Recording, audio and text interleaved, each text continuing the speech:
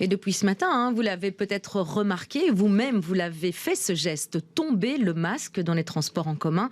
En tout cas, il reste d'actualité dans les milieux hospitaliers, dans les pharmacies, mais aussi chez les médecins. L'occasion pour nous de faire le point avec l'épidémiologiste Yves Copiters. Dans quelles circonstances faut-il le maintenir? Interview de Camille Payot.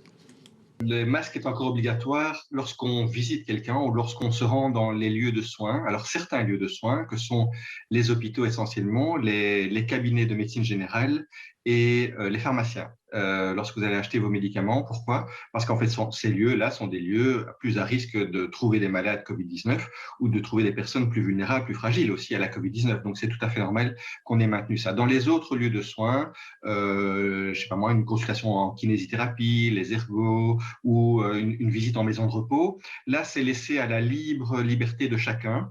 Et puis, dans les autres lieux, il faut plus porter le masque, mais la recommandation, c'est soyez prudents. Et si vous vous sentez à risque parce que vous êtes dans une foule, dans un transport en commun, aux heures de pointe, etc., il est quand même toujours recommandé de porter le masque, en tout cas, surtout si on est plus fragile ou plus vulnérable.